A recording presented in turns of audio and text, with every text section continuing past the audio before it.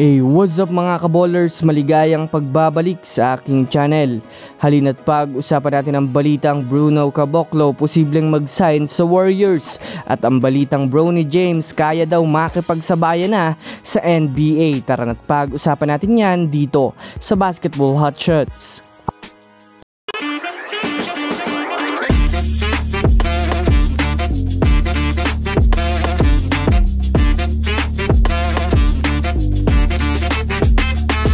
Una nga muna tayong dumako mga kaballers sa balitang kaya nga daw po makipagsabayan na ni Bronny James sa NBA. Well, nang nakaraan nga po mga kaballers na NBA Summer League ay maaga nga po mga kaballers nakaranas ng panghuhusga itong si Bronny James sa NBA dahil na rin naman sa kanyang mahinang performance sa mga unang game ng liga.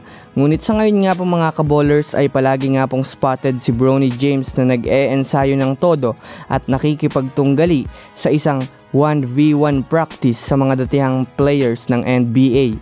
Kung titignan nga po natin mga kaballers ng mabuti ay talaga namang halata naman po mga kaballers sa kanyang galawan mga kaballers na kaya niya nga pong talunin ang ilan sa kanila sa 1v1. Maraming ang mga NBA analysts ang nakakapansin na unti-unti nga pong nade-develop ang talento ni Bronny James at mas lalong nakikitaan si Bronny ng malaking potensyal na magiging magaling na NBA player. Ngunit kahit man nga po ganun mga kaballers, kakailanganin pa rin nga po mga kaballers ni Bronny James ng matinding experience sa liga upang mahasa siya ng husto. Kaya abangan natin mga kaballers ang mga pwedeng magawa ni Bronny James sa kanyang unang taon sa NBA. Samantala, dumako naman tayo mga kaballers sa balita patungkol sa posibleng pagpapirma ng Warriors kay Bruno Caboclo.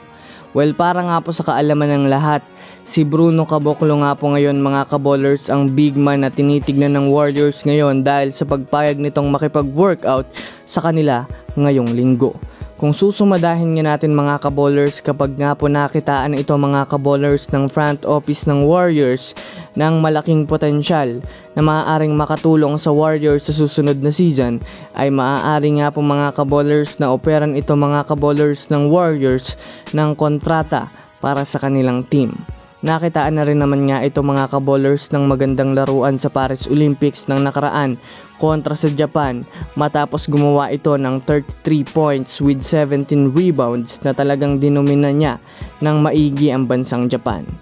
Kung susumadahin nga natin mga kaballers, sa katunayan mahilig nga po ang Warriors sa mga aggressive big man na hindi gaanong matangkad dahil na rin naman sa rotation nila. Palaging small ball lineup kaya mataas ang porsyento na posibleng kunin nila ito pag nagpakitang gilas ito sa kanilang trainings o workout. So yun lamang mga kaballers, yan lang naman ang pag-uusapan natin ngayon. Pindutin na ang subscribe and hit nyo na rin ang notification bell para sa mga susunod na update sa mundo ng basketball.